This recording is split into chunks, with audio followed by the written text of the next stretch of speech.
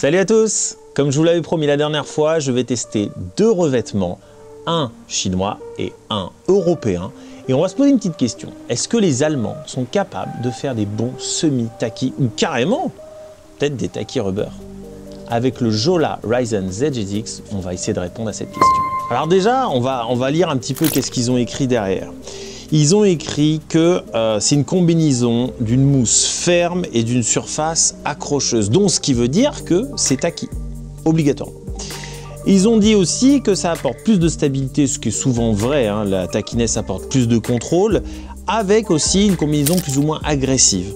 Maintenant, quand on regarde les stats, on peut les regarder ensemble, on a un speed qui est à peu près à 70%, un spin qui est par contre proche des 90%, et un bon niveau de précision, pareil, je dirais aux alentours des 75%, avec une trajectoire de balle qui est plus haute que la moyenne. Pour réaliser un bon test du Jola ZGX, c'est bon, je l'ai découpé en format hexagonal et je l'ai collé sur ma clipper. Alors on ne trouve pas d'infos particulières, vous savez, sur la dureté de l'éponge.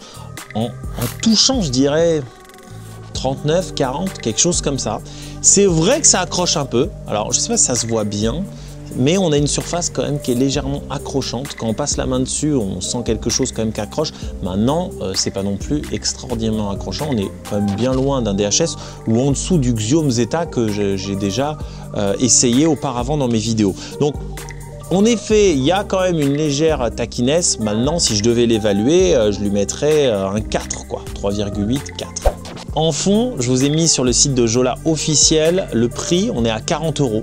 Donc c'est quand même pas donné. On espère à ce prix-là avoir quand même des bonnes capacités au niveau du revêtement.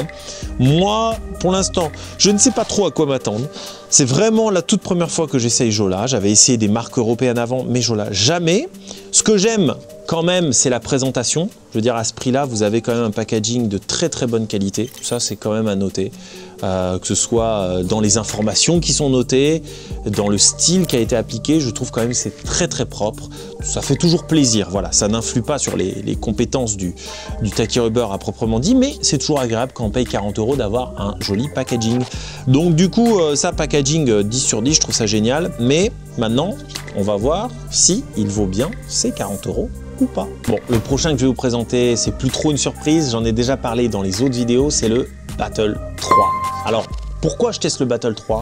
J'ai déjà testé les Dragon Pro avant et j'avais été déçu, clairement déçu. Donc j'ai envie de donner une seconde chance à la marque 729.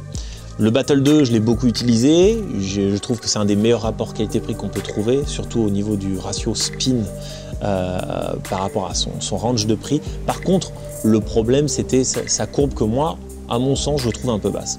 J'ai envie de tester le Battle 3 parce que il est nouveau, parce qu'apparemment ils ont développé pas mal de nouvelles technologies sur le caoutchouc, et donc on va voir si en effet le sentiment en jeu se ressent.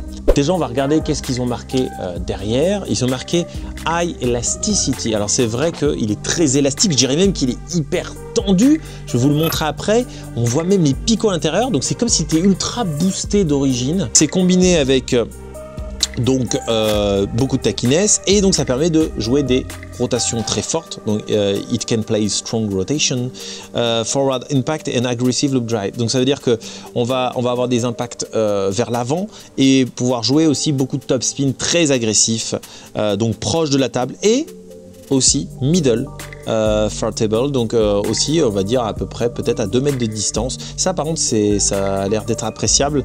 Concernant ce Battle 3, je l'ai testé sur la clipper, donc je l'avais découpé en format hexagonal, mais j'ai continué d'autres tests pour vous, hein, il y en a pas mal en attente. Donc du coup je l'ai redécoupé en format ovale sur Mastiga Legacy Carbon, donc je vous montre Battle 3. Au niveau de la takiness, sur F-Spin, ils mettent 9,3, on n'est clairement pas 9,3, ils sont beaucoup trop généreux. C'est d'ailleurs pour ça que j'avais monté cette chaîne, je voulais vous montrer des statistiques un petit peu plus réalistes. Donc on ne peut pas accrocher la balle 4 secondes au-dessus comme ça sur le revêtement, mais on a une takiness, donc moi je le noterais à 6,5 ou 7. Maintenant, on va voir au niveau du spin et du spin en conditions réelles. Et qu'est-ce que j'en attends? J'attends d'être réconcilié avec la marque 729 parce que j'avais été déçu du Dragon Pro. Donc mes attentes sont quand même assez hautes. On a un niveau de degré d'éponge, ils mettent 50 degrés. Donc là, on parle à l'européenne, hein, bien évidemment. Donc je pense que c'est 40 degrés normal, c'est ce que j'ai acheté en chinois. Et donc maintenant, on va aller à la salle ensemble, on va tester tous les types du mouvement. À la fin, je vous mettrai le tableau, j'essaierai d'être le plus juste possible pour ne pas vous induire en erreur. Et on a un petit match entre Allemagne et Chine parce qu'on est au même range de prix et on a un semi-taki et un taki rubber complet. On va voir qui va gagner ce duel. Allez, à tout de suite.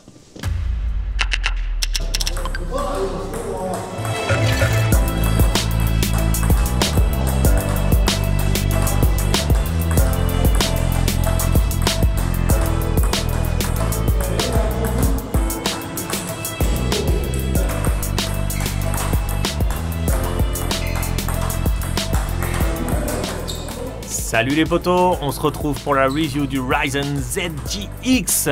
Alors, commençons par le commencement, c'est un semi-taki. Donc ça accroche la balle, ce qui permet de générer du spin, pas autant que ce que j'imaginais. Donc au niveau du spin, bien, je suis partagé, c'est-à-dire qu'on peut en générer, on peut frotter la balle, comme les revêtements chinois, mais on n'atteint clairement pas le maximum. Donc c'est une sorte de compromis qu'ils ont voulu faire, mais sans nous donner vraiment le sentiment d'avoir un caoutchouc chinois. Alors je suis partagé. Il y a du spin, mais je trouve quand même que c'est difficile de frotter la balle avec. Donc moi, en termes de spin, je ne pourrais pas être aussi généreux par exemple qu'un revêtement chinois. Concernant le speed, pareil, je suis un petit peu sur ma faim parce que le speed, je savais qu'au dos ils avaient marqué qu'il y avait un petit manque de vitesse. Eh bien ça se vérifie, on voit bien dans mes mouvements que j'arrive pas à mettre beaucoup de pression, des fois même, bon, la balle s'envole, donc je suis un petit peu déçu de ça aussi. Alors mes mouvements sont pas toujours parfaits, hein, mais on a un problème au niveau de la rapidité aussi sur ce revêtement. Donc speed et spin, je peux clairement pas mettre une note extraordinaire. Maintenant, en termes de contrôle, il se rattrape largement. En contrôle, c'est un bon rubber. Donc voilà. Maintenant, on se retrouve avec le Battle 3. Là, on voit tout de suite clairement qu'il y a beaucoup plus de speed. Ça se sent, c'est les mêmes gestes que j'effectue. Et pourtant, on sent déjà que l'adversaire a beaucoup plus de mal. On sent que ça tourne plus. On sent que ça percute plus aussi. Donc le Battle 3 a cette énergie suffisante pour être agressif et venir déranger l'adversaire. Donc c'est une belle réconciliation pour moi parce que avec le Dragon Pro, j'avais été vraiment déçu dans les deux compartiments, c'est-à-dire spin et speed. Là, c'est l'inverse. Je suis très agréablement surpris et j'ai adoré. Je crois aussi que ça vient du fait qu'il soit extrêmement tendu de base, comme s'il était ultra boosté. Et donc ça, c'est super agréable alors que je n'ai juste collé avec de la colle blanche normale. Donc très très bon en spin. Très très bon en speed surtout. Sa plus grande particularité, c'est le speed. Pour un taki rubber, c'est vraiment génial. Au niveau du contrôle, eh bien, j'ai pas grand chose à dire, ça se voit, les balles sont relativement acceptables. J'ai pas eu des problèmes au niveau de mon positionnement, je l'ai pas trouvé trop exigeant non plus à jouer. C'est vraiment un tout bon pour les 3 premiers mois, speed et contrôle. Pour moi, c'est super.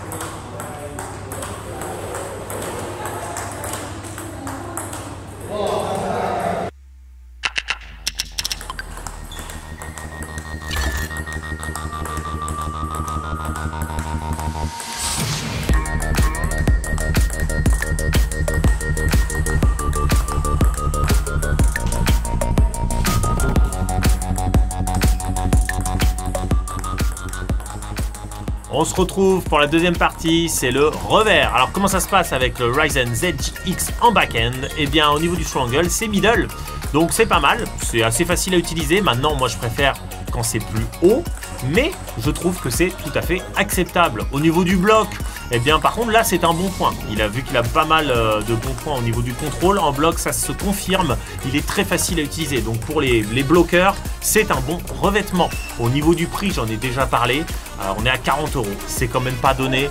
Donc moi, au niveau du prix, je trouve ça un petit peu cher pour l'instant par rapport à ce que j'ai évalué, c'est-à-dire spin, speed, contrôle. Donc je trouve ça un petit peu surévalué pour l'instant au niveau du prix. Maintenant, on se retrouve avec bien le Battle 3. Alors là, eh bien, ça va être encore du tout bon. On va regarder mes backspin revers. Eh ben, ça frappe très fort. On peut soulever des balles très basses avec vraiment beaucoup de puissance. Donc ça, déjà, au niveau du throw angle, j'ai aimé parce qu'on voit que même quand il va me faire des balles plus ou moins basses, j'arrive à la relever et la frapper sans trop de soucis. Donc throw angle assez haut. Je mettrai une bonne note aussi au niveau du contre. Je parlerai du contre du ZedX plus tard, mais au niveau du contre, on sent quand même qu'il y a suffisamment de puissance pour aller chercher la balle. Donc ça, c'est très bon.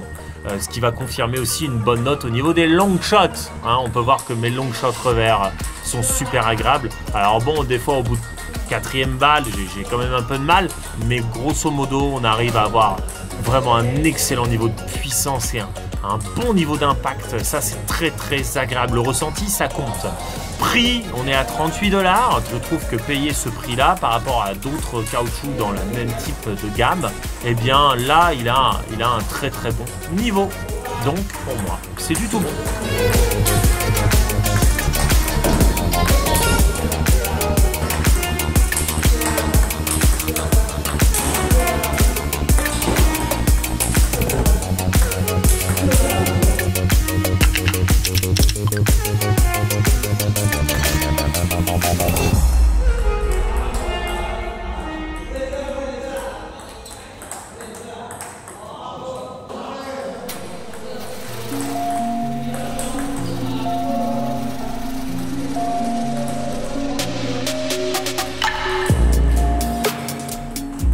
On se retrouve à la fin de cette vidéo pour parler de mes dernières impressions et puis on regardera après le tableau ensemble.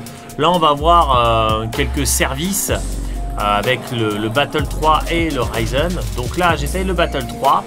En service, il est bon, mais il ne génère pas le maximum de spin comme j'attendais.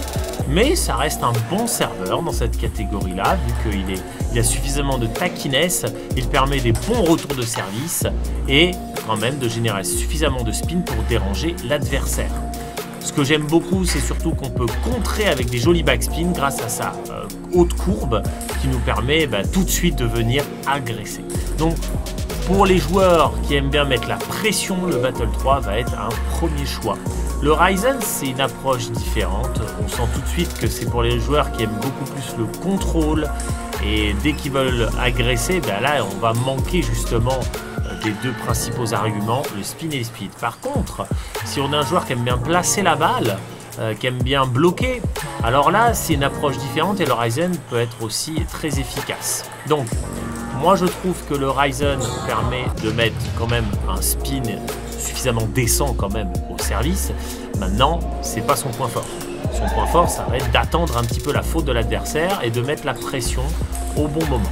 Le Battle 3, tout de suite, on va pouvoir mettre la pression dès la première balle. Donc, on voit bien qu'on est sur deux approches complètement différentes. Sur le long shot, le Ryzen, là par contre, curieusement, est bon. Alors, je ne sais pas d'où ça lui vient. Parce que justement j'avais un petit peu peur vu qu'il n'avait pas beaucoup de speed à mon sens, mais il se débrouille bien. Le Battle 3 bien évidemment est encore meilleur que le Ryzen, mais je dirais que là ils font à peu près jeu égal. Pourquoi le Ryzen arrive à avoir ça? Peut-être que c'est grâce à sa mousse et son niveau de contrôle qui nous permet quand même d'aller chercher la balle plus loin et donc de mieux la contrôler même à longue distance. Et il a suffisamment finalement de puissance pour aller chercher des belles balles à plus de 2 mètres. Donc ça, c'est un bon point. On regarde ensemble les notes finales. 7.3 pour le Jolla Ryzen ZGX, un revêtement taillé pour le contrôle.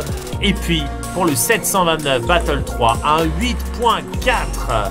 C'est une très haute note et je trouve qu'elle lui va extrêmement bien. Un rubber typé agressif. Je le conseille à tous ceux qui veulent à la fois générer du speed et du spin. On arrive à la fin de cette review. On se retrouve bientôt pour tester une nouvelle marque allemande, la marque Geo avec son explosif Friction. Ciao les potos et on se dit à bientôt pour une nouvelle vidéo de Taki Rubber.